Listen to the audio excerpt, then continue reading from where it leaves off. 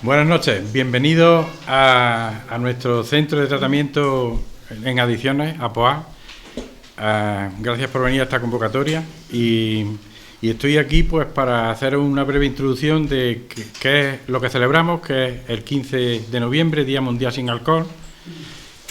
Brevemente decir qué actividades hacemos para que conozcáis que nosotros, lo que solemos hacer nosotros alrededor en esta semana del 15 de noviembre. Y os vengo a presentar con agradecimiento y orgullo al médico que hoy nos acompaña, que teníamos mucho interés en que viniera a hablarnos de este tema que nadie nos habíamos concertado, preparado y formado como para podernos hablar, una charla de sexualidad y adicciones. Bien, pues os digo primero, brevemente, como digo, qué es el Día Sin Alcohol. El día 15 de noviembre se celebra el Día Sin Alcohol porque la Organización Mundial de la Salud a lo largo del año señala diferentes días en los que conviene reflexionar sobre principalmente problemas de salud, ¿no? Y en este caso el 15 de noviembre es el día señalado por la Organización Mundial de la Salud como el Día Sin Alcohol. Y en este país estas celebraciones sirven pues para provocar que tengamos pensamientos y que analicemos la situación de este problema, ¿no? En España principalmente, un país en el que forma parte sustancial de su cultura el consumo de alcohol, pues más importante todavía. En este país también el alcohol es un pilar importante de la economía, pero que también genera muchos problemas de salud. Yo, como estamos en una asociación donde una parte del tratamiento consiste en las terapias de autoayuda y de grupo y de ayuda mutua, que es lo mismo, pues resulta que quiero destacar un artículo que Gabriel Rubio, es un psiquiatra de Madrid, que es catedrático de la Facultad Complutense y jefe de sección de ginecología de psiquiatría del 12 de octubre, investiga y escribe muchos artículos sobre alcohol y adicciones. Y él, el año pasado, en un artículo de opinión en El País, destacó que los verdaderos héroes, decía, del 15 de noviembre son esas 55.000 personas en España que son adictas al alcohol y que junto con sus familiares acuden regularmente a grupos de autoayuda, porque numerosos estudios de investigación han demostrado que los grupos de autoayuda, junto con el sistema sanitario, es un pilar importante para la recuperación de muchos enfermos y familiares. Así que yo creo que esos son verdaderamente los principales héroes, como decía él, de este día 15 de noviembre. Las actividades que nosotros hacemos, que ya habéis visto en el folleto, pues hacemos actividades culturales, enfocadas a la prevención, actividades de convivencia, y siempre procuramos encontrar una conferencia, una charla, como hacemos hoy, como actividad central, digamos, en la que nos ayuda a formarnos y a informarnos sobre los diferentes problemas relacionados con las adicciones. Habéis visto que en la pared hay pegados carteles, porque una de las actividades que hacemos, que lo terminamos el domingo pasado, y es que vamos a colegios de Pozo Blanco. En este año han sido al Colegio Ginés de Sepúlveda y al Virgen de Luna. Les proponemos que hagan cómics sobre el consumo de alcohol, y es que pensamos que es importante en esta edad escolar ya simplemente informarnos no es suficiente, pero el hecho de reflexionar sobre este problema y hacer sus cómics sirve como motivación para aumentar la sensibilización, para que se inicien en la percepción del peligro del consumo de sustancias. Ese es nuestro principal objetivo con ese cómic. El domingo hacemos una comida de convivencia, pues para mejorar las relaciones interpersonales nuestras y enriquecernos, y para hacernos vivos de que estamos aquí, y este es nuestro centro. Y también hacemos un concurso de pesca que viene siendo tradicional, que ya lo hemos hecho, y nos queda pues la actividad de hoy, que es la conferencia llamada Sexualidad y Adicciones. Como decía antes, teníamos mucho interés en que el médico que hoy nos acompaña nos diera esta conferencia. Lo conoceréis alguna gente porque es médico, ginecólogo y especialista en ginecología y obstetricia de la unidad del área norte en el Hospital Valle de los Pedroches. Y su principal, ahora diré su principal actividad. En fin, que como está aquí y conocíamos sus actividades en prensa, en televisión, sobre estos temas como asesor, tanto en sexología como en su otra especialidad o en su especialidad que ejerce, que es la obstetricia y la ginecología, pues le pedimos que si podía colaborar con nosotros, que él sabría de este tema y nos vendría muy bien, y desinteresadamente y cordialmente y hasta cariñosamente diría, pues desde la primera vez que contacté con él, pues dijo que lo que quisiéramos y que aquí estaba él, y efectivamente estamos orgullosos y contentos de que nos acompañe, ¿no? Sus dos principales actividades se llama, por si no lo conocéis, don José Antonio Navas Expósito. Sus principales especialidades son, o sus especialidades que ejerce, especialista en ginecología y obstetricia, y es sexólogo clínico.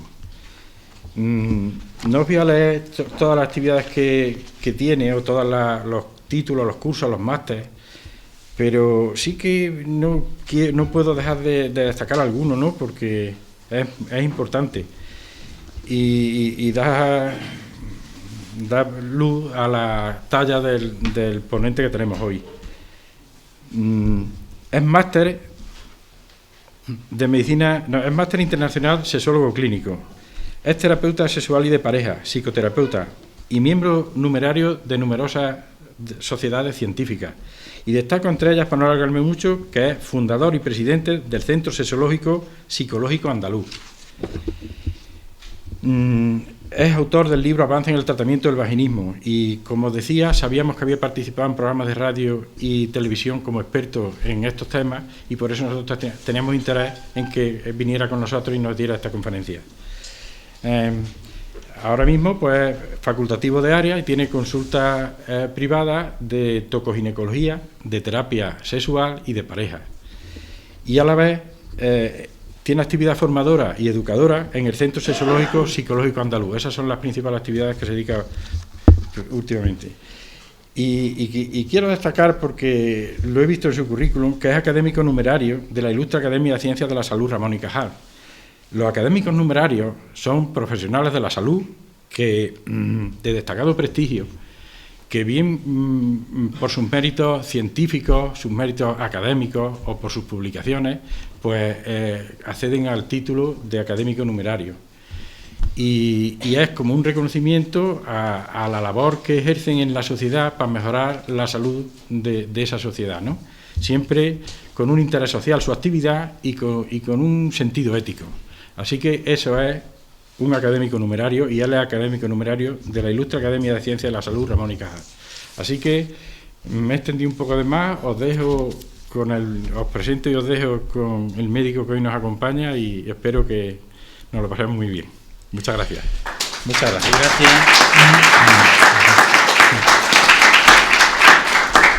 Muchísimas gracias por la presentación, pero pienso que es más cariño de compañero que realmente mis méritos. Pero bueno, vamos a empezar hoy la ponencia de sexualidad y adicciones. Realmente a mí no me gusta estar sentado, a mí me gusta estar de un sitio para otro, porque soy un culo inquieto. Entonces, vamos a empezar, y yo, con permiso de vosotros, me voy a levantar.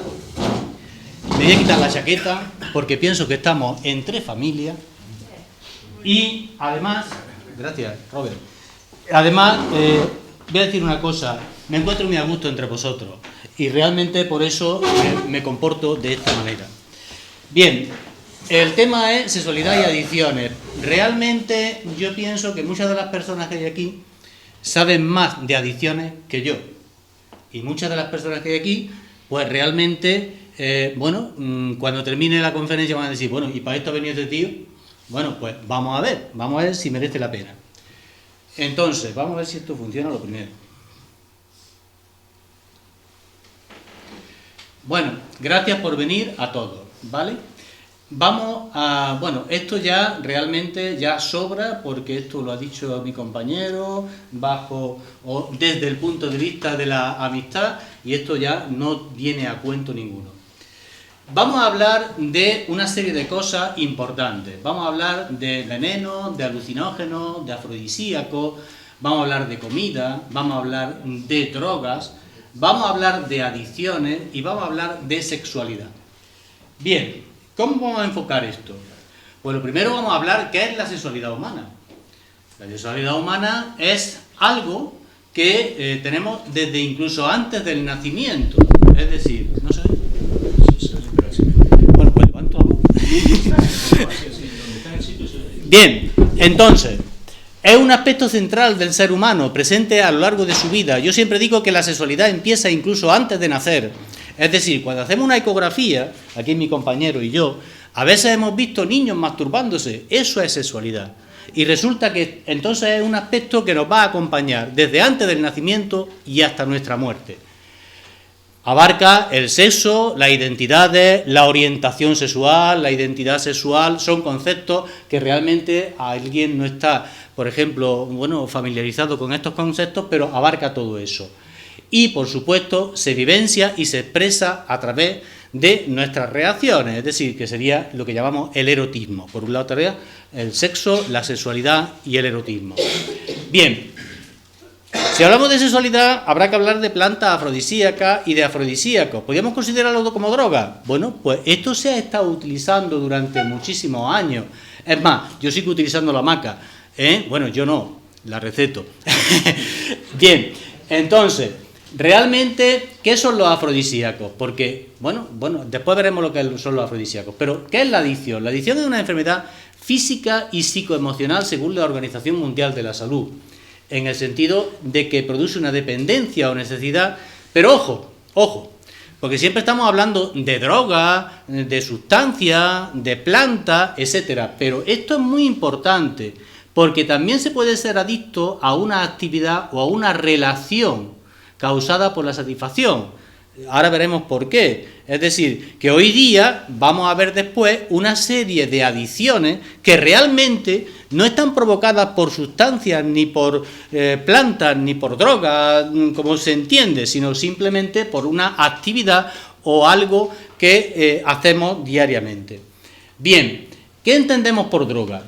Bueno, pues según la Organización Mundial de la Salud también, es una sustancia que introducida en el organismo, que se puede introducir por múltiples zonas, es decir, ya veremos cómo, pues actúa sobre el sistema nervioso central, generando una modificación del comportamiento, que eso es importantísimo, y que produce una dependencia. ¿Qué tipo de dependencia provocan esas drogas, o esas sustancias, o esas actividades, que ahora veremos después? Pues puede ser una dependencia. Bueno, ya me he adelantado, pero bueno, ¿por qué se entra en eso? Pues tenemos influencias ambientales, influencias sociales y también factores individuales. Por eso la terapia de una adicción tiene que atender a todos estos factores. Entonces, en las influencias ambientales, pues depende del marco legal, de la edad, de las imágenes, de la propaganda en televisión, etcétera, etcétera.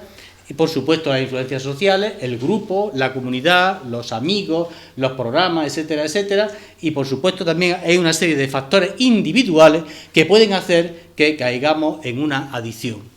¿Cuáles son esos factores individuales? La personalidad, las actitudes e incluso la genética, que también está estudiada. Bien, y... Estoy deseando además, estoy sufriendo de verdad. ¿Y qué producen estas sustancias o estas actividades? Pues puede producir una dependencia psicológica, que sería esa compulsión por consumir periódicamente esa droga para experimentar ese efecto positivo de satisfacción, de gratificación, etcétera, o bien incluso para liberarse de un estado que es totalmente negativo, como puede ser el aburrimiento, la timidez, etcétera. Pero es que también pueden provocar una dependencia física, que realmente cuando no tenemos esa sustancia o esa actividad, nos puede provocar trastornos realmente que pueden ser como si fuera una enfermedad, que es lo que tenemos como síndrome de abstinencia. Pero es que también se produce lo que se llama la tolerancia.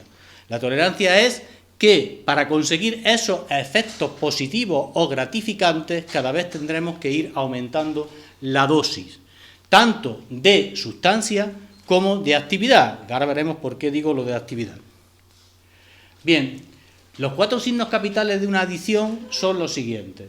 Primero, la obsesión por esa sustancia o por esa actividad. las consecuencias negativas, que nos estamos dando cuenta de que son negativas esas consecuencias, pero realmente seguimos en ello. La falta de control, a mí me hace mucha gracia cuando me dicen, no, yo es que controlo, eso no es así, no se controla. Cuando te dicen yo controlo, mal asunto, porque es que no controlan, y, bueno, no controlamos, y la negación, es decir, yo no uso, yo no hago eso, vale, bien. Pero ¿cuándo se considera una adicción? Tanto en una sustancia como en una actividad, que ahora veremos la actividad, cuáles son las que yo me refiero. Pues cuando hay 3 o más cosas de estas en esa persona, y cuando se lleva más de 12 meses o 12 meses utilizando o haciendo esa actividad.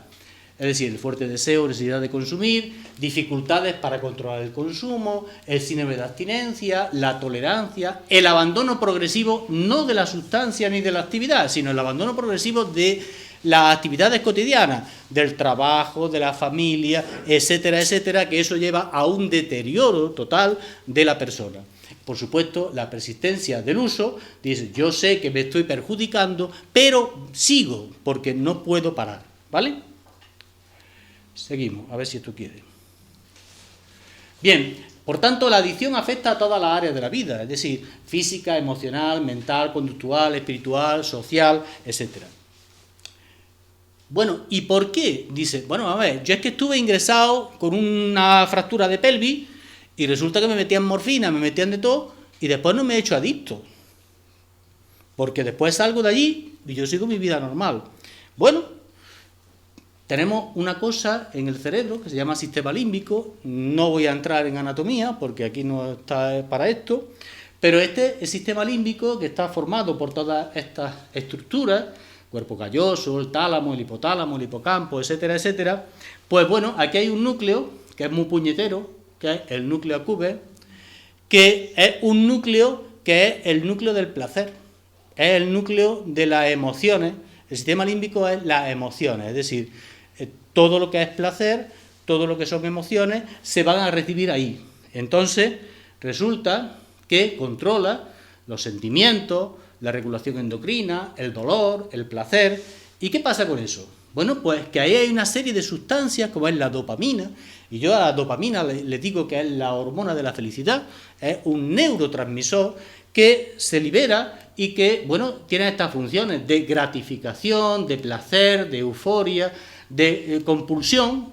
Antes hablábamos que era la adicción, era una compulsión, y por supuesto de preservación de la especie. Por tanto, aquí tenemos todos los núcleos cerebrales y las vías de la dopamina y las vías de la serotonina. La serotonina tiene otras funciones que no vienen a cuento en cuanto a las adicciones. Bien, ¿qué es la dopamina? Es una hormona, un neurotransmisor, para que lo entendamos todos. No vamos a entrar ahora en bioquímica. Fue una asignatura que me suspendieron a mí y después saqué notable, pero bueno. Es una hormona, un neurotransmisor, que lo fundamental es que se asocia con el sistema de placer y de gozo. Por tanto, eso es lo que puede reforzar una adicción. Bueno, químicamente está demostrado esto, y yo lo siento mucho por las parejas que lleven 40 o 50 años, pero que el amor es esto nada más. Es decir, a ver si nos entendemos. Yo siempre digo que el amor, y Robert me la ha encontrado muchas veces y me la ha oído, el amor es una enfermedad aguda por una descarga de dopamina, serotonina y de oxitocina. Es decir, todos son hormonas. Es decir, al amor, máxima dopamina, máxima serotonina, máxima oxitocina. Felicidad, lo que he dicho antes, la serotonina. La depresión, cuando estamos bajos de dopamina y estamos bajos de serotonina. La ansiedad, estamos bajos de dopamina. La furia, noradrenalina y adrenalina. Por tanto, realmente esto está químicamente explicado. Últimamente, en la cuestión de las adicciones y del placer, están haciéndose muchos estudios sobre la melamina. Bien, bueno, pero tan solo somos adictos a la sustancia, a la droga, a lo que la gente conoce como droga, etcétera, etcétera. No, también se puede ser adicto al Facebook. Y este hombre tiene ahí un síndrome de abstinencia de Facebook. ¿vale? Ahora veremos por qué. Bien, ¿y esta mujer quién es? Bueno, pues hemos dicho antes que antiguamente se utilizaban también sustancias que se intentan utilizar y que se siguen utilizando para mejorar la sexualidad o pretender mejorarla. Esta es Afrodita, diosa del amor. Afrodita griega, la diosa griega del amor y de la fertilidad. Su análoga o su similar sería en Roma, pues, Venus, ¿vale? Bien, entonces, ¿por qué pongo ello? Esta, pues porque vamos a hablar de los afrodisíacos. Son sustancias que tienen una pretendida, o que se ha pretendido que tengan cierta actividad para mejorar la respuesta sexual humana. Entonces son sustancias que se pretende que aumentan el deseo, que corrigen las deficiencias eróticas. Hay unas pócimas para seducir sin esfuerzo, eso es mentira. Y se han utilizado algunas cosas repulsivas. El cuerno de rinoceronte, la pimienta, la ostra, la canela, la sangre menstrual, la orina, la de yegua embarazada, etcétera. También alimentos, tomates, garbanzos, etcétera, etcétera. Los mariscos, el champán, y siempre me recuerda a mí a un famoso amador que se llamaba Casanova, que decía que para hacer el amor pues tenía que tomarse siempre 12 ostras y media botella de champán. Bueno, si psicológicamente le afectaba y tal, pues funcionaba muy bien.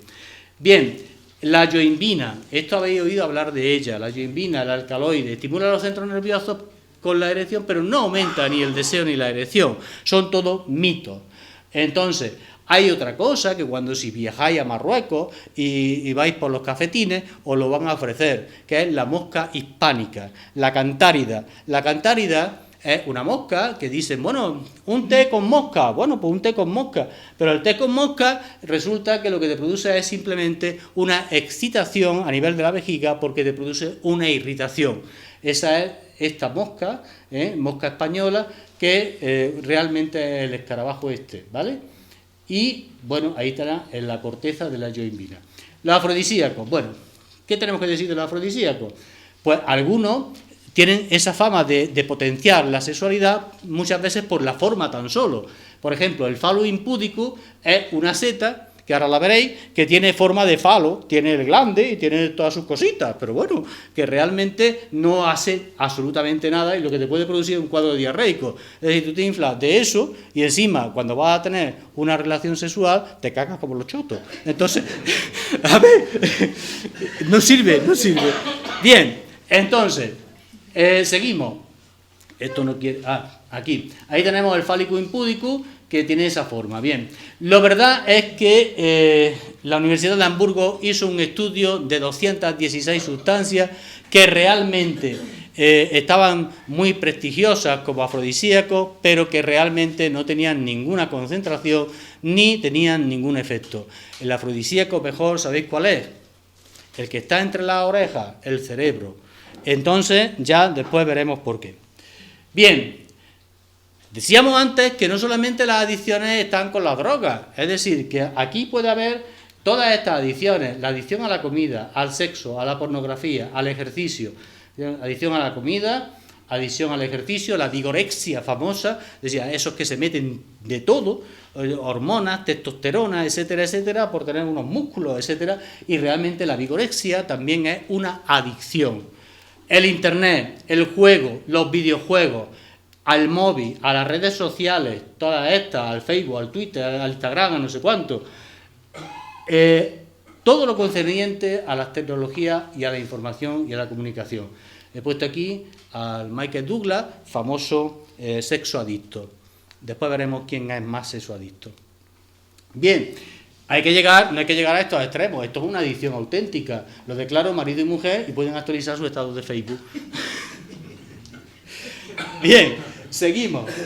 Bueno, estamos hablando de adicciones y de sexualidad, pero ya hemos visto lo que son el concepto de adicción y hemos visto también el concepto de droga. Y hemos visto, ahora vamos a ver qué es lo que se produce durante una respuesta sexual humana. Es decir, para ver cómo las drogas y las adicciones afectan a la sexualidad, es decir, a esa respuesta que tenemos cuando tenemos una relación sexual. La respuesta sexual humana tenemos que, bueno, esto está muy estudiado, esta es la típica gráfica de William Master y Virginia Johnson, que ahora pondré unas fotos de ellos, donde se refleja el azul es la respuesta sexual humana masculina y la rosita es la respuesta sexual femenina. Como podéis ver, la respuesta sexual femenina sale ganando, porque tiene más orgasmos que nosotros, pero bueno, eso es así. Es decir, tenemos una fase de excitación, una fase de meseta, una fase de orgasmo, el que lo tenga y el que lo pueda conseguir, y después tenemos aquí una fase de caída, que es la fase de resolución.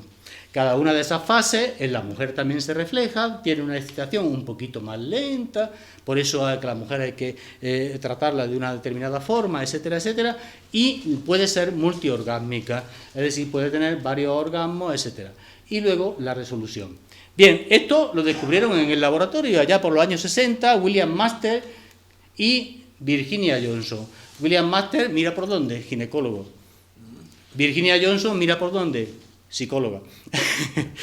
Bien, bueno, fueron los primeros que llevaron la respuesta sexual humana al laboratorio, donde ponían electrodos, etcétera, etcétera, y estudiaban realmente lo que ocurría durante una relación sexual. Después dijeron, Ellen Singer Kaplan dijo, no, es que, escúchame un momento, esto no es así, esto resulta que antes de la excitación, de la meseta, del orgasmo y de la resolución, tiene que haber deseo. Si no hay deseo, no puede haber una respuesta sexual adecuada. Entonces dijo, no, la primera fase de una respuesta sexual humana es el deseo.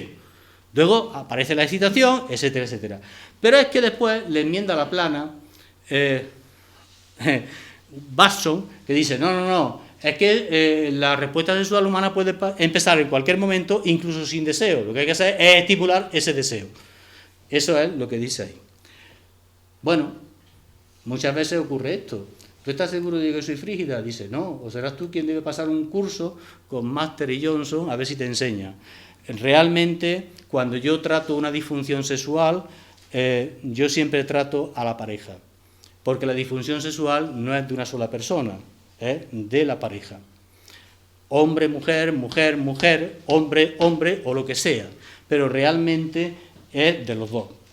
Bueno, ¿por qué pongo esto? Pues porque vamos a ver cómo afectan las adicciones a estas respuestas. Es decir, en el hombre la excitación, el orgasmo y la resolución, en la mujer ocurren estas cosas y después fuera de los genitales ocurren estas cosas. En el hombre la excitación se caracteriza por la erección del pene. En la mujer, pues porque también se pone un poco erecto el clítoris, los labios menores, hay una lubricación vaginal, etcétera, etcétera. Es decir, todo esto lo pongo porque ahora cuando repasemos todas las drogas y todas las adicciones, veremos cómo va afectando a cada una de estas fases. Por eso lo pongo. Seguimos. Bueno, las drogas se han utilizado de toda la vida. Es decir, desde los chamanes, los brujos, las tribus, pues usaban drogas. Pero lo importante es esto, que esta situación va cambiando según los factores sociales y según los factores sanitarios. Bien, ¿cuáles son los patrones de consumo? Bueno, pues realmente, ¿cuáles son las drogas? Vamos a hablar de una serie de drogas que realmente son las más frecuentes en nuestra sociedad, pero hablaré de 2 o 3 que son muy raras, pero que tenemos que estar preparados porque van a entrar en nuestra sociedad. El alcohol, el cannabis, etcétera, etcétera. Eso ahora lo vamos a ver. Bien, bueno, podríamos decir que este es Dionisio, o el dios Baco, o cualquiera de esos, ¿no? Vamos a hablar primero del alcohol. Bien, bueno, ya sabéis que había las bacanales romanas, etcétera, etcétera, con mucho alcohol. El alcohol es innato casi en nuestra cultura, es decir, que convivimos con él, pero siempre se ha ligado al sexo, Y bueno, ¿y por qué? Porque a dosis bajas parece que es un desinhibidor, pero es un potente depresor del sistema nervioso central. Y además produce alteraciones hormonales. y además modifica esta sustancia que hemos dicho antes, que es la dopamina, resulta que es la hormona de la felicidad, que hemos visto antes cómo afectaba al sistema límbico en ese núcleo cerebral que era el núcleo accumbens. Bien, pero además que disminuye la concentración de testosterona, que es la hormona del deseo. La testosterona, tanto en la mujer como en el varón, resulta que es la hormona del deseo. Pero también tiene en las células del testículo, en el varón, las células de Leydig, las puede afectar, y entonces lo que produce es una disminución de la testosterona y además una disminución de la espermatogénesis, es decir, de la formación de los espermatozoides, que son los bichitos que dejan a la mujer embarazada. Bien, bueno, múltiples bebidas, etcétera. Pero es que además algunas bebidas resulta que llevan fitoestrógenos. Los fitoestrógenos los estamos muchas veces recomendando en las mujeres menopáusicas. ¿Por qué? Porque faltan estrógenos. Entonces le damos fitoestrógenos, lo que favorece, le favorece esos sofocos, le quitan los sofocos, le quitan todas. Entonces esto favorece la feminización. Por eso muchos varones que son alcohólicos tienen una ginecomastia, es decir, le aparece una mama, pues porque ese efecto de los fitoestrógenos. Bien. Y además, lo importante a nivel sexual es que la respuesta orgásmica masculina y la femenina están alteradas. ¿Y cómo altera esto en las mujeres el alcohol? En cuanto yo siempre me estoy refiriendo a la esfera de la sexualidad. Las mujeres que disminuye el flujo vaginal, retrasa el orgasmo y es menos intenso, aunque la mayoría de las mujeres que toman alcohol se sienten más liberadas. ¿Por qué? Porque rompen las barreras sociales que se le han impuesto, rompen un poco lo que yo llamo la educastración. La educastración es, niña, eso no se hace, niña, eso no se toca, niña, tú tienes que ser muy puritana, niña, tú te tienes que mantener de esta determinada forma. Por tanto, realmente lo importante es que disminuye el flujo vaginal y disminuye el orgasmo. ¿Y en los varones cómo afecta? Bueno, pues las concentraciones muy bajas puede que aumente un poquito el deseo y la excitabilidad, pero concentraciones mayores, pues las erecciones están suprimidas, entonces, y la eyaculación se retarda. Y además, el 50-75% de hombres alcohólicos padecen alguna disfunción sexual. Eso es importante. Por tanto, ya decía Shakespeare en una famosa obra que decía que el alcohol aumentaba el deseo, pero impedía la ejecución. Por tanto, ¿y cuáles son los efectos de la relación de pareja? Bueno, en la relación de pareja, la celotipia, es decir, el varón alcohólico o la mujer alcohólica se vuelve un celoso del carajo. ¿Por qué? Pues porque no se siente, libre para poder tener esas relaciones con la persona. Y las mujeres, esto sí lo vemos también, las mujeres de bebedores aparece un cuadro de codependencia, es decir, se muestran muy solícitas para tener relaciones sexuales con su pareja, pero para ver si su pareja la deja por el alcohol, o sea, deja el alcohol por ella. ¿De acuerdo? Bien. Y el tabaco también es otra droga. ¿Qué pasa con el tabaco? El tabaco, resulta que el 40% de los varones que acuden a consulta por una disfunción eréctil son fumadores. ¿Por qué? Pues porque el tabaco afecta a una sustancia que es el óxido nítrico, que es uno de los principales fundamentos de una erección. Por supuesto, el tabaco, todo esto que pone aquí, esto es para los congresos. Para vosotros os voy a decir simplemente que el tabaco lo que provoca es una alteración de tipo vascular que en definitiva pone los cuerpos cavernosos que no se pueden llenar de sangre, que son los cuerpos que se tienen que rellenar de sangre en el pene, y que en definitiva van a provocar una disfunción eréctil. Eso es decir, una disfunción eréctil que no se endereza, ni cantándole una saeta, ¿vale? Entonces, la nicotina, 2 cigarrillos pueden inhibir, esto es un experimento que hacemos con una inyección intracavernosa de papaverina. La papaverina es una sustancia que cuando se inyecta en los cuerpos cavernosos del pene se produce una erección inmediata. Pues bien, cuando se fuma 2 cigarrillos, esa erección no aparece, incluso aunque le pinchemos. Es más, esto que pone aquí, que estos son los inhibidores de la fosfodiesterasa 5, en definitiva, Viagra, sildenafil, tardenafil, bueno, pues resulta que disminuye ese efecto. Es decir, que los fumadores se empezaron con 50 miligramos de Viagra y ya vamos por 200, y si siguen fumando, pues no le hace efecto, ¿vale? En la mujer, el tabaco, bueno, pues disminuye la excitabilidad, disminuye el orgasmo, y una cosa muy importante, altera el olfato en la mujer. La feromona es una cosa que tenemos que olvidar. La feromona es una cosa muy importante, el olor. Realmente hay un órgano que es el vómero nasal que lo hemos atrofiado, es decir, que las feromonas entran por la nariz. Y a nivel ginecológico obstetra, pues el 28% de los abortos, embarazos ectópicos y el peso de los neonatos es menor, ¿vale? Bien, bueno, aunque la mujer sigue utilizando todavía el cigarrillo como seducción, como en las películas, etcétera. Bien, los inhalantes, aquí afortunadamente yo no conozco muchos casos, pero bueno, esto en los países sudamericanos, etcétera, los inhalantes, pues los pegamentos, el nifar pegamento está a la puesta del día, vamos, es todos los días, ¿no?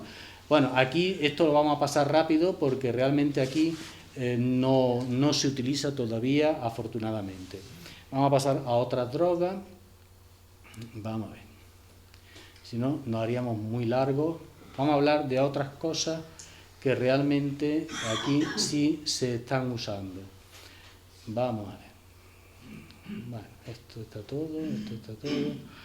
Vamos a ver si aparece aquí. El cannabis. El cannabis sí se usa aquí, ¿eh? Y además es una cosa que se usa frecuentemente y además ya se tiene casi socializado, cosa que es peligrosa, pero bueno, todo el mundo piensa que yo en esa clasificación de drogas, drogas menores, drogas mayores, a mí es que eso me repatea, es decir, no, eso no es así, ¿vale? Eso quizás ha sido un error y entonces pues realmente hay que centrarse. El cannabis, ¿qué pasa con el cannabis?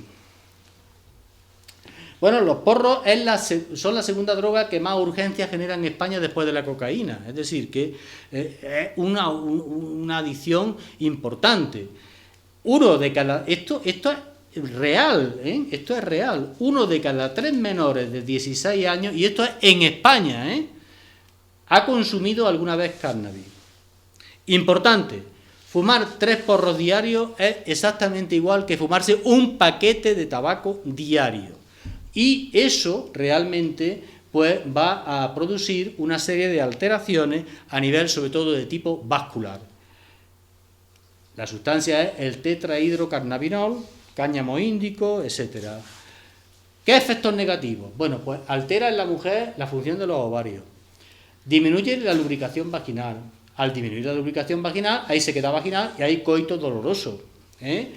Disminuye la testosterona en el varón, por tanto disminuye el deseo y al mismo tiempo disminuye la producción de espermatozoides, disminuye la cantidad de semen y además es que los pone tontos, es decir, disminuye la motilidad de los espermatozoides. Es decir, que realmente cuando a Robert y a mí nos llegan a la consulta a la mujer, mire usted que yo no me quedo embarazada, y le hacemos un análisis de semen al varón y vemos que no se mueven los espermatozoides, inmediatamente preguntamos, ¿usted qué está usando?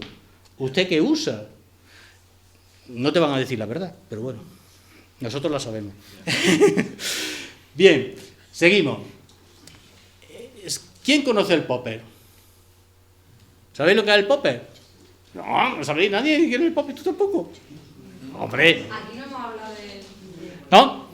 Bien, el popper es el nitrito de amilo. El popper es el nitrito de amilo, ¿sí? ¿Qué? Seguramente, que no hemos hablado de la técnica, pero que seguramente aquí la mayoría de la gente sabe lo que es, claro. Ya. Que no sé si se atreverán a contarlo o no, pero... Ya, bueno, realmente el popper se puso de moda en los años 60, 70 y después en los años 90. Hoy día a lo mejor no se utiliza tanto.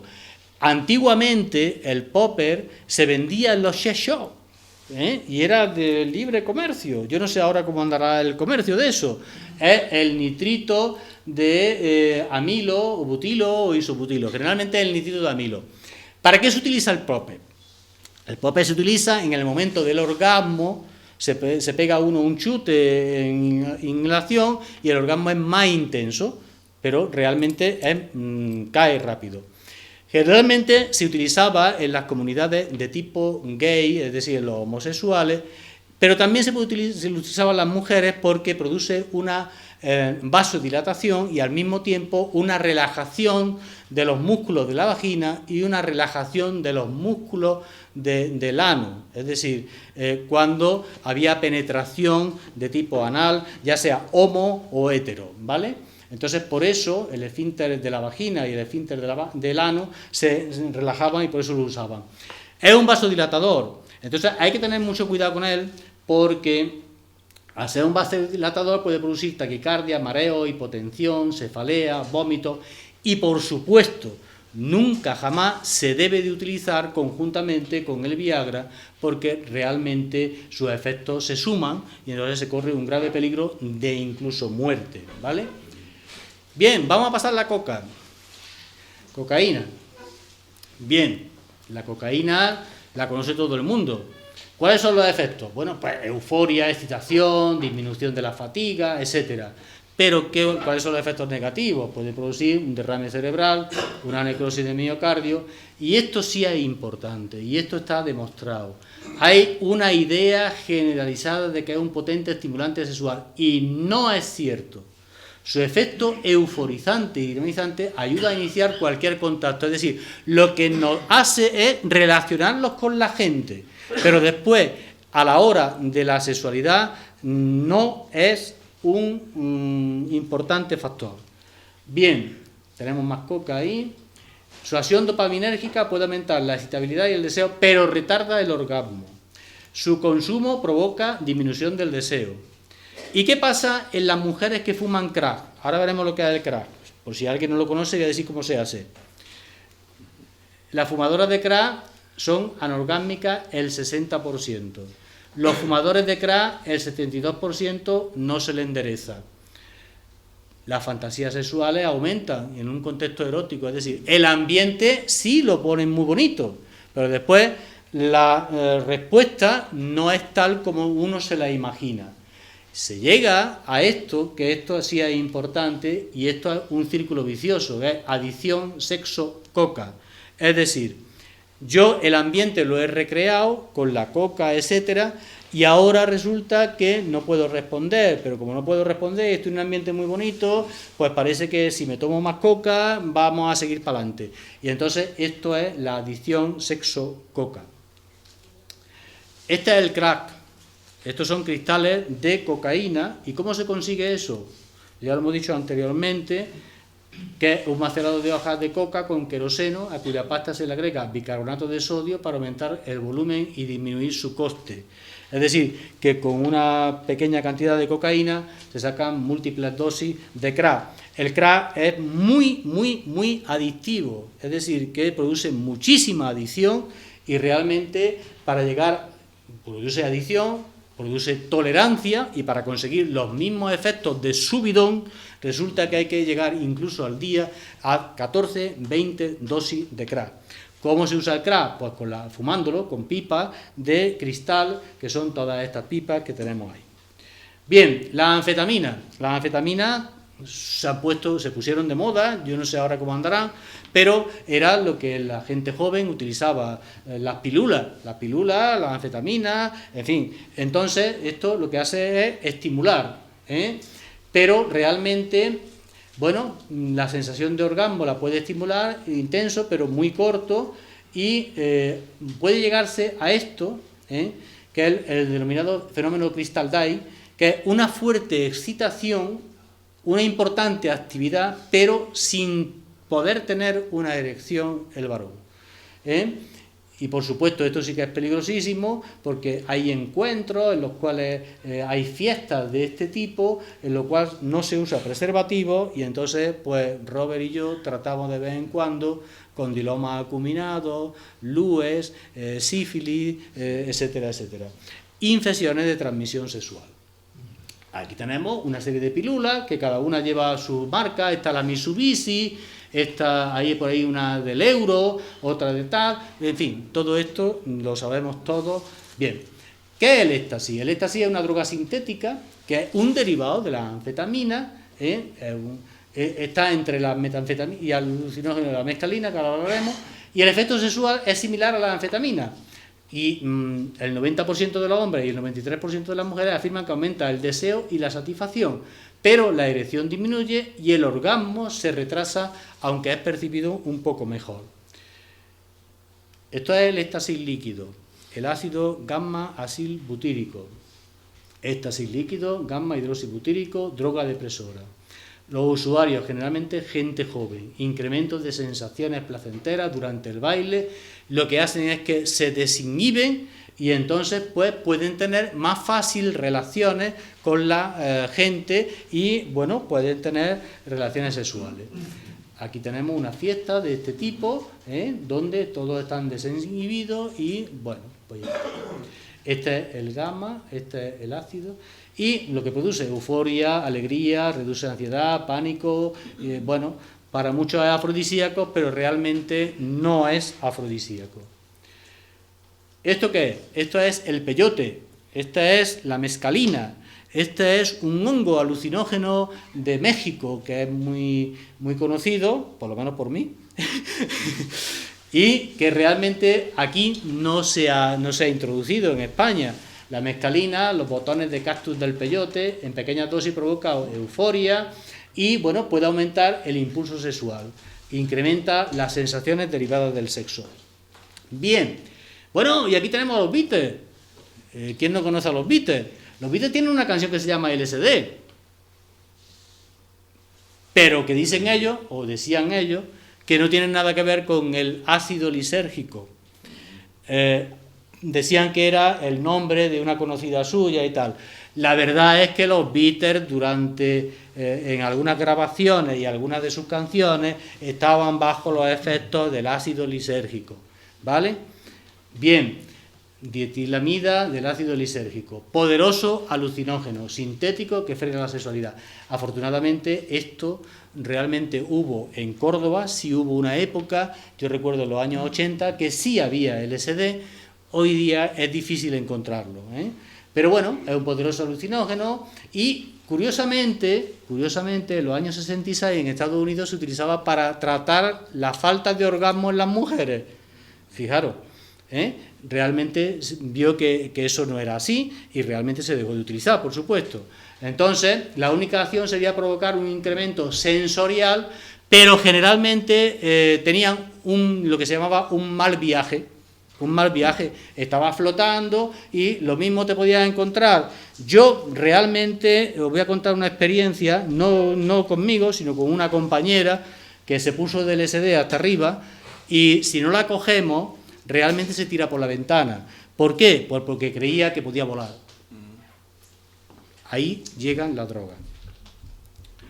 Bien, la heroína. Es dura, pero es que es así. Pero bueno, eso no es duro. Lo duro es lo que viene ahora después. Bien, la heroína, potente depresor del sistema. La administración de heroína y otros opiáceos inhibe las feromonas, por tanto, inhibe el impulso sexual. Suprime, volvemos otra vez a lo mismo, suprime la producción de testosterona, disminuye el interés sexual. El tío o la persona que utiliza la heroína le trae 3 leches en las relaciones sexuales. No quiere relaciones sexuales, tiene más placer con una dosis de heroína que con una relación sexual y con un orgasmo.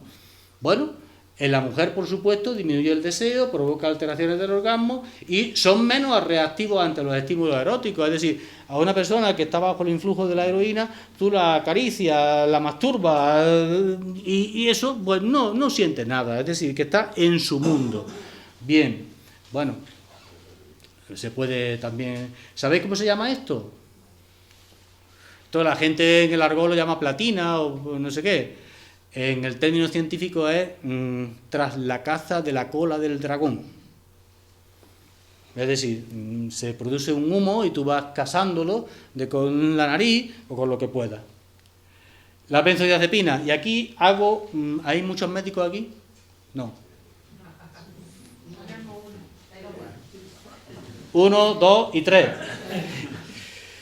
Aquí tenemos que ponernos la mano en el pecho, porque muchas veces estamos utilizando estos medicamentos y usando o incluso a veces abusando. ¿Por qué? Pues porque la benzodiazepina tiene propiedades ansiolíticas, hipnóticas, sedantes, relajantes, anticonvulsivantes y anestésicos. Y ahora cuando ponga la lista, casi el 60% de estas personas que hay aquí han probado alguna de ellas. Ojo, cuando está indicado hay que darla, pero hay que tener cuidado con ellas, ¿vale? Entonces, mirad, el diazepam, que tengo una contractura muscular que no sé cuánto, venga, un Valium 5, ¿vale? Muy bien, me parece muy bien, pero hay que tener mucho cuidado con ellas, ¿vale? Porque también producen adicciones. Bien, bueno, esto voy a pasar de ello porque esto ya es responsabilidad de los médicos. ¿Ves? Quizás el 15 o 30% de los pacientes que la consumen presentan ya una adicción. Producen tolerancia y dependencia, igual que cualquier otra sustancia. Y vamos a ir un poquito más rápido. Mirad, el Alcion. ¿Quién ha tomado esto para dormir? El Roinol, el Valium, el Nitrazepam. Bueno, vamos a pasarlo. Y la ketamina. La ketamina es otra droga importante que realmente puede introducirse aquí en España, aunque se utiliza poco, pero también es, el abuso es importante. La ketamina es un polvo blanco que se puede añadir a las bebidas, enifarse, fumarse, comerse, etcétera. No tiene olor ni sabor y es difícil de detectar. ¿Cuáles son las cosas que produce? Bueno, pues aquí los efectos comienzan a los 5 o 10 minutos por vía intranasal y, bueno, se puede utilizar o generalmente lo utilizan en asociación con otras sustancias como la anfetamina y la cocaína. Realmente eso tampoco se ha introducido mucho, pero quiero hacer también una llamada de atención en cuanto a esta sustancia, la burundanga o la escopolamina, que se extrae de esta planta, que realmente la mayoría de las veces no es voluntariamente quien toma esta sustancia, sino que es la droga que se utiliza para producir una sumisión química y para hacer con esa persona drogada lo que le dé a uno la gana. Entonces, por eso digo que es muy conocida en Colombia, se le llama cacao sabanero o borrachero, y realmente es la droga favorita para poder alterar a esa persona y durante 1 o 2 horas puede ser una víctima de abusos, de violaciones o de lo que se quiera, y realmente después el problema es que no se acuerda de lo que ha pasado. Entonces la forma es múltiple, pero generalmente se echa en las bebidas y hay que tener mucho cuidado con eso. Esto es una droga que realmente no la conoce casi nadie. Esto es una droga que cuando la veáis, esperemos que no entre a España. Hay un caso en España. Esto ha surgido en Rusia. Se llama crocodil. El crocodil se llama porque la piel de las que lo usan se produce una piel parecida al cocodrilo. Es una droga sumamente peligrosa y sumamente adictiva. Una dosis de heroína puede estar en 50 euros. Una dosis de crocodil puede estar en 1 o 2 euros. Entonces, realmente la potencia es mucho mayor. Y además es barata. ¿Qué es? Mirad la piel que produce. ¿Vale? Pero eso no es nada. Se llama la droga caníbal porque es que la carne se cae a cacho. Ahí lo tenéis. ¿Y por qué se cae la carne a cacho? Pues porque, mirad, la sustancia fundamental es la desomorfina. ¿Y cómo consiguen eso? Pues muy fácil, cogen pastillas de la tos, la codeína, codeína, jarabe, pastillas, etcétera, y lo mezclan con gasolina, ¿veis? Codeína, lo mezclan con gasolina, con fósforo, con disolvente, con líquido, etcétera, lo inyectan intravenoso y entonces en lugar de la inyección produce flebitis, absceso, trombosis, etcétera, y no llega la circulación ahí. Y entonces pues se gangrena esa zona. Entonces esto lo pongo no porque esté aquí, sino simplemente para que tengáis conocimiento por si algún día tenéis conocimiento de ello. El sabú es la metanfetamina, que esto lo vamos a dejar, y que se utiliza para las fiestas, es decir, las fiestas de sexo y de química, que ya tuve yo un programa en la radio en el cual hablé de todas las drogas que se utilizaban en un baile, en una fiesta, en estas fiestas que muchas veces tiene que ir la Guardia Civil a desalojarlos, que se tiran una semana entera bailando con estas drogas.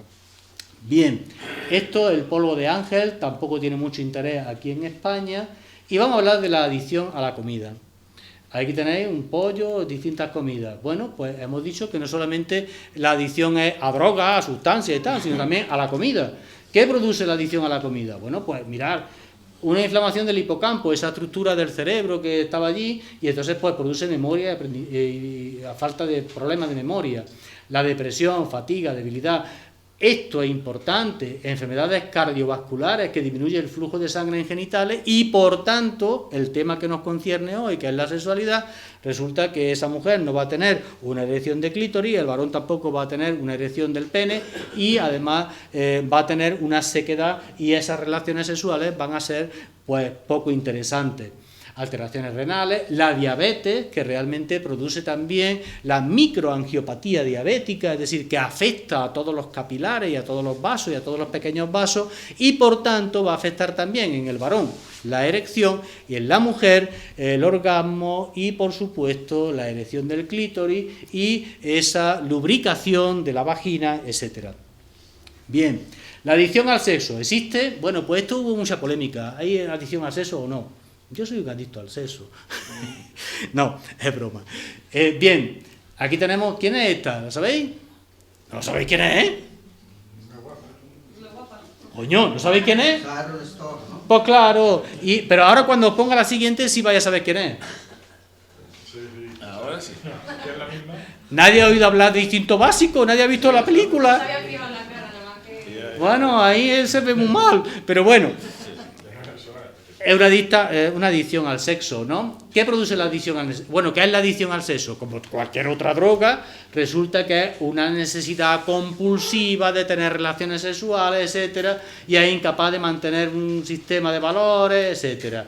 Bueno, hay adictos hombres y hay adictos mujeres, ¿eh? Por eso ponía al Michael Douglas, que también es un adicto al sexo, o era, yo no sé si se ha sometido a terapia, pero bueno. Entonces es una forma de escape, ¿de acuerdo? Bien, a ver si esto quiere cambiar, venga, que terminemos. Ahí tenemos al Michael Douglas, la adicción al sexo, cada vez mayor es el número de personas que tienen este tipo de adicción y por tanto la Organización Mundial de la Salud se ha planteado ya incluirlo como una enfermedad dentro de los trastornos mentales. Bien, bueno, esto es un pequeño chiste. Yo adicto al sexo, te estás equivocando, puedo repetirlo 69 veces hasta que me lo crean, ni que se me notara. Bueno, es una broma. Bien, ¿qué consecuencias? Aislamiento social, trastornos del ánimo, caer en otro tipo de adicciones, es decir, hemos dicho antes, sexo y coca y sexo, ahí hay un matrimonio un poco raro, ¿no? Y además es frecuente. El consumo elevado de pornografía, de la prostitución y por supuesto pues se pueden provocar infecciones de transmisión sexual, bajo rendimiento en el trabajo, olvidan todo como en cualquier adicción. Estamos asistiendo ahora a una serie de adicciones que se llaman ciberadicciones, es decir, adicciones que hemos puesto en la primera diapositiva sobre Internet, etcétera. Además, el Internet nos confiere, primero, lo tenemos a la mano, segundo, pues bueno, nadie sabe que estamos usándolo, es decir, que es una cosa que es privada y entonces pues puede dar lugar a compras compulsivas, a acceso a la pornografía, etcétera. Los factores, bueno, factores de riesgo, pues ahí tenemos todo eso, ¿no? El que es tímido excesivo, pues se mete en internet, busca contactos, pone un perfil que realmente no lo es, que dice que soy más guapo que nadie y después es mentira, y pone una foto retocada, etcétera, etcétera. Baja autoestima, rechazo de la imagen corporal.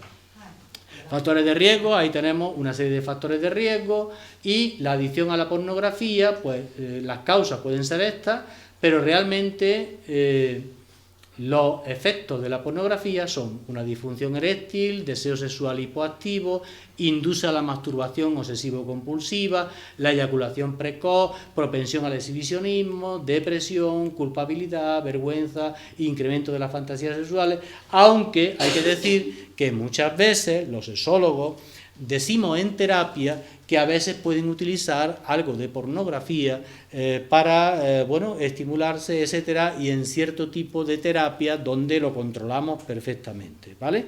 Por tanto, la pornografía, cuando llega a estos extremos, sí puede ser una adicción. Bueno, ¿y cuáles son las estrategias para prevenir este tipo de adicciones, de drogas, etcétera, etcétera? Lo primero, campañas masivas de información. Yo esto lo pongo aquí, pero realmente aquí mi compañera psicóloga y más gente sabe muchísimo más de esto, que hacen campañas de prevención, que hacen terapia adecuada de las adicciones, etcétera. Yo en esto soy un aficionado. Es decir, yo hablo de sexualidad y hablo de la relación con las adicciones, pero realmente después la terapia de adicciones, por supuesto, ni me atrevo ni por asomo, ¿no?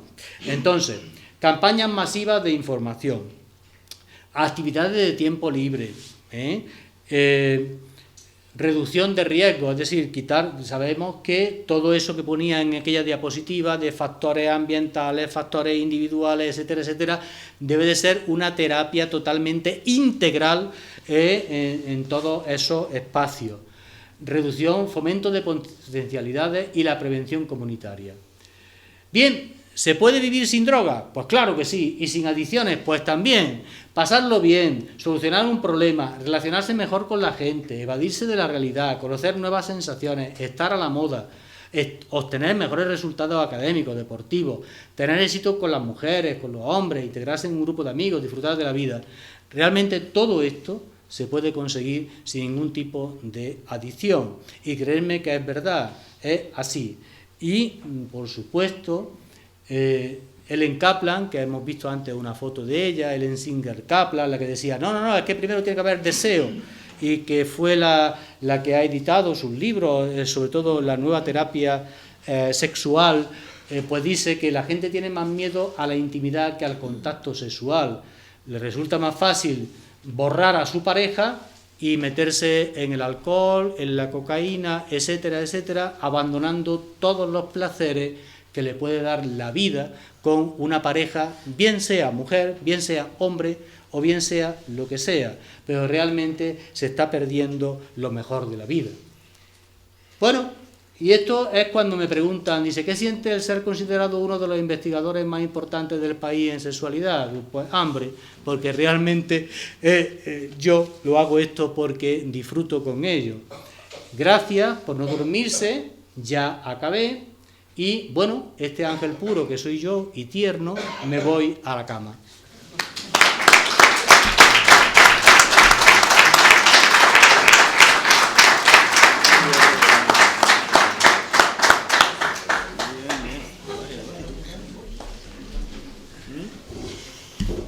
Bueno, pues te doy otra vez las gracias por haber venido a habernos hecho un rato tan ameno y tan informativo para nosotros, y ese repaso tan bien de cada droga en relación con la sexualidad, ¿no? Nunca habíamos hablado de esos temas. No sabíamos lo de la dopamina era la felicidad o la serotonina el placer. Así que os lo agradecemos mucho. Gracias a vosotros. Te voy a presentar al presidente Domingo, que quería darte un recuerdo y un agradecimiento, porque nosotros somos humildes. Que no, hombre, esto totalmente altruista. Muchísimas gracias, pero realmente yo lo hago porque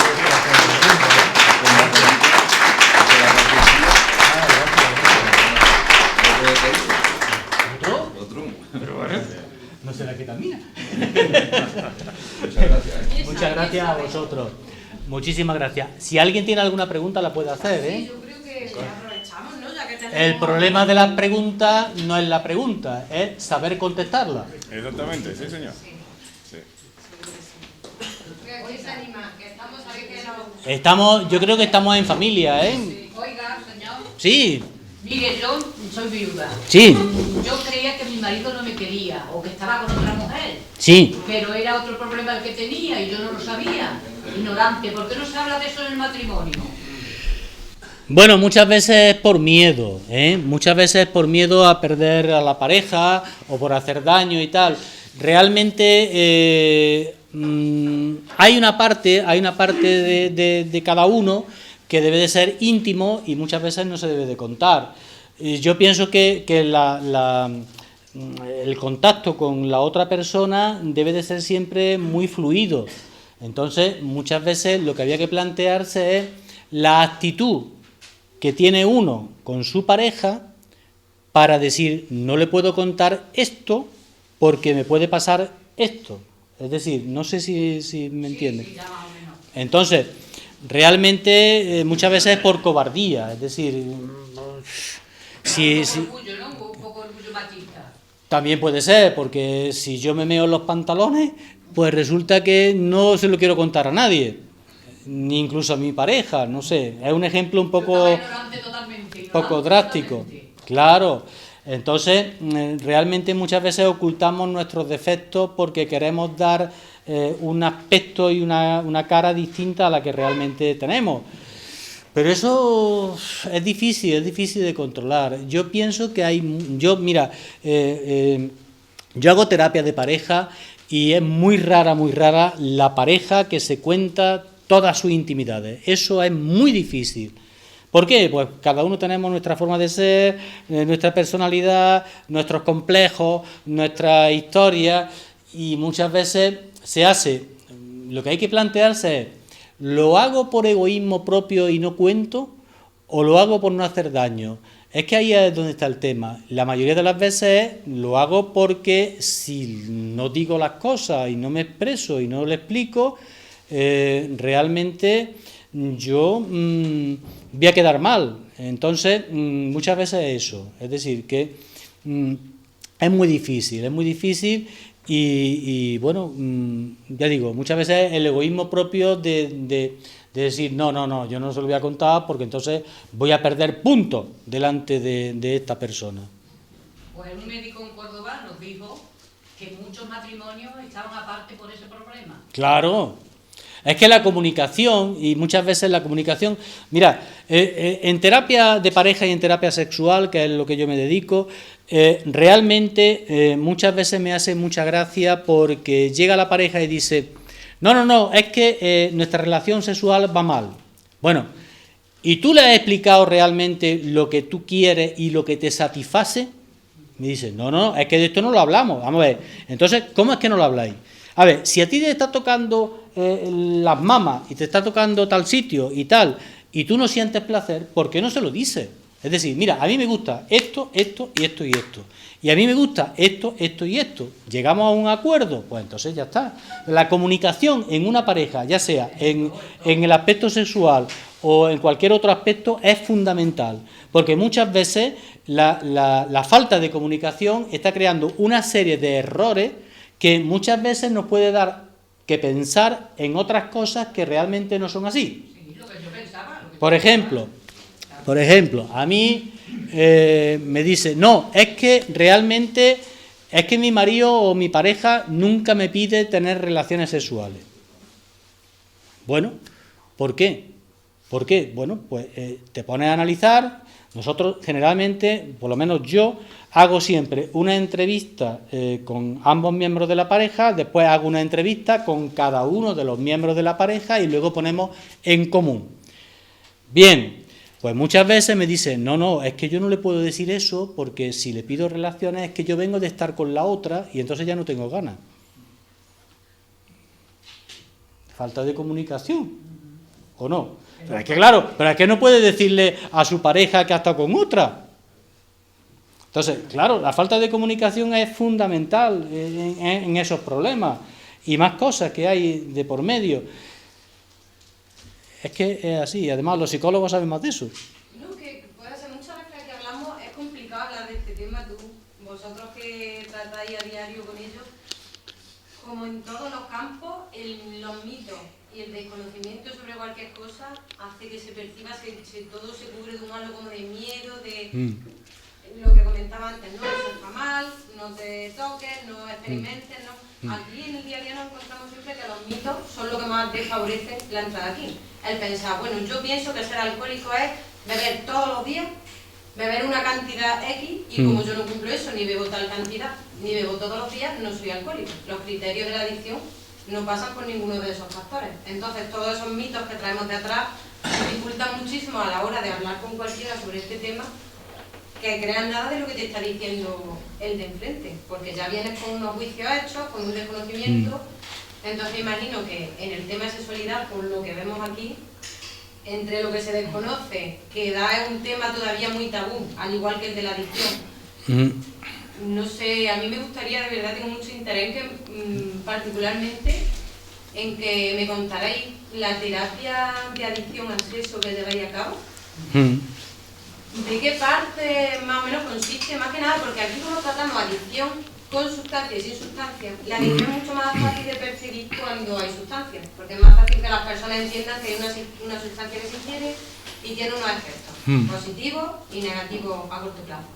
Pero cuando una adicción sin sustancia, sobre todo en las nuevas tecnologías, es complicado hacer entender a veces a la mayoría que como nosotros partimos siempre de la abstinencia o del uso responsable, pero sobre todo de la abstinencia, cómo se promueve la abstinencia del uso de las tecnologías que están en todos los sitios.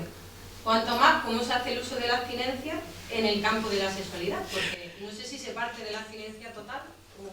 No. A ver, vamos a ver. Lo primero es que la cuestión a la adicción al sexo todavía está entre comillas. Hay gente que sí, que considera que hay una adicción al sexo y hay gente que no.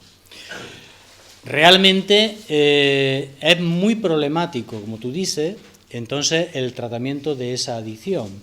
Lo primero es que tiene, como en todas las adicciones, lo primero que tiene que hacer es reconocer, soy un adicto a esto.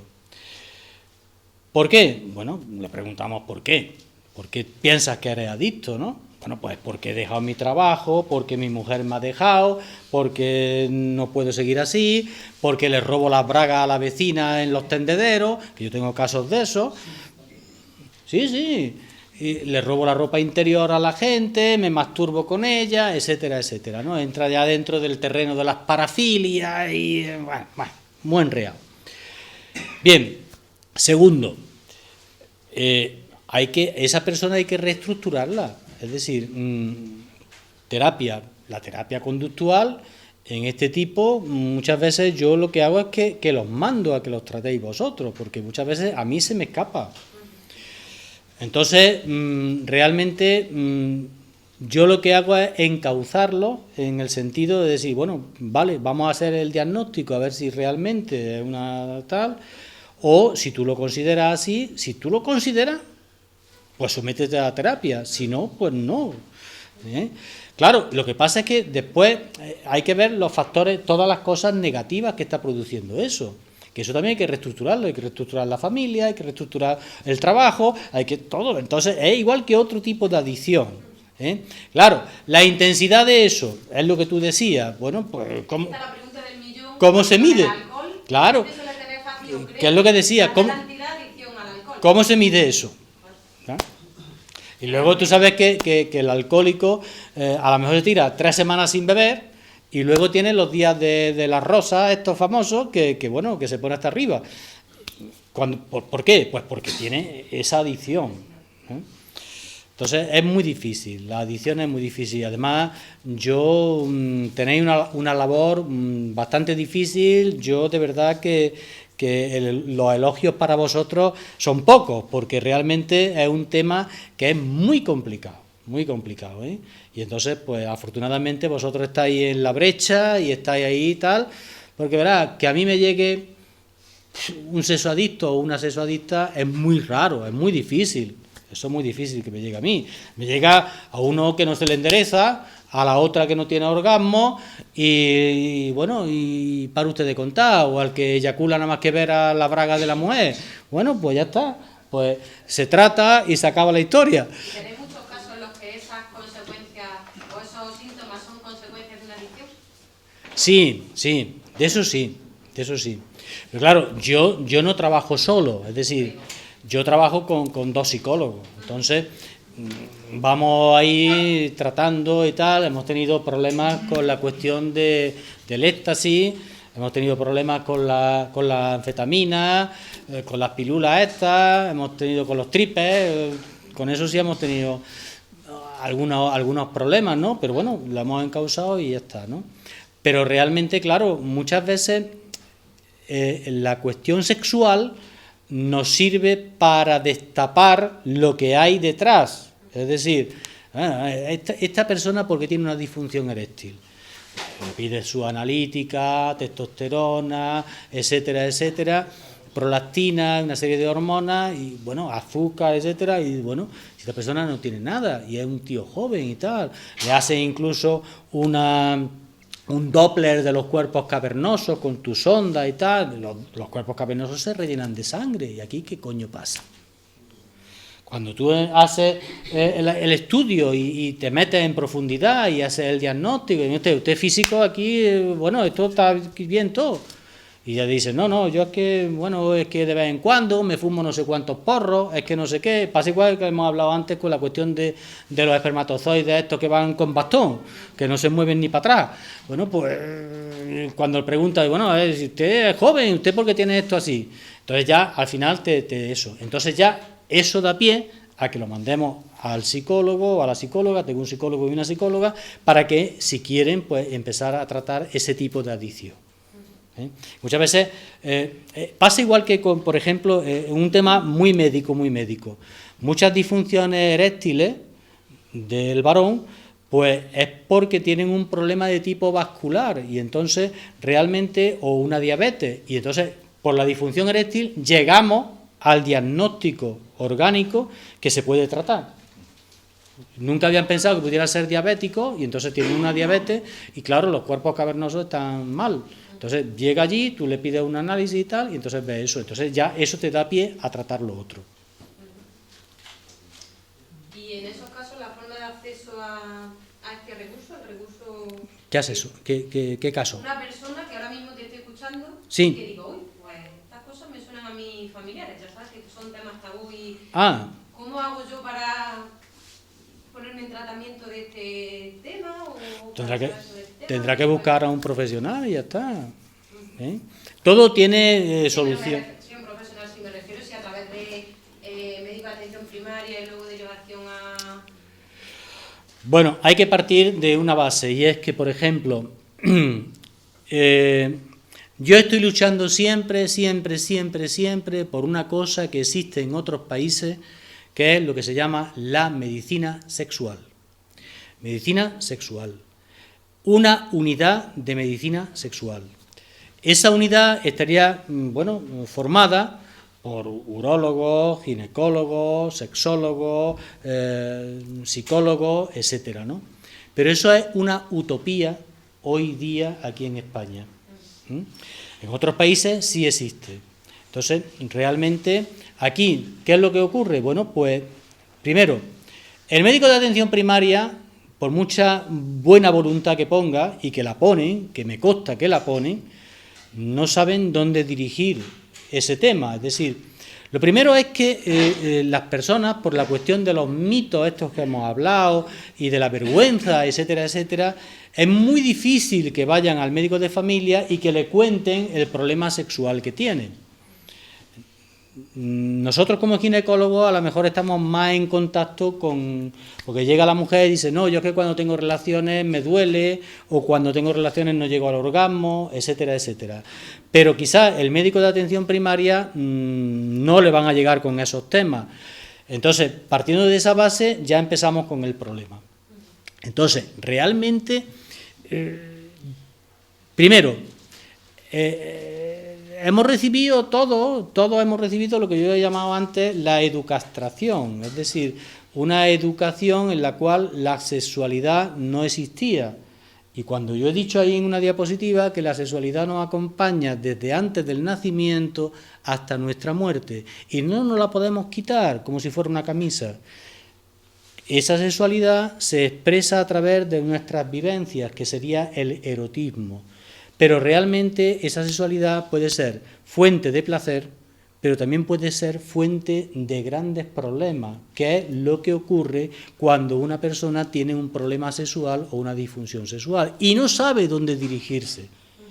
Entonces, realmente, pues, ¿qué tienen que hacer? Pues buscar las páginas amarillas, buscar en internet, dirigirse a quien sea, pero como contemplación en el Sistema Nacional de Salud no hay.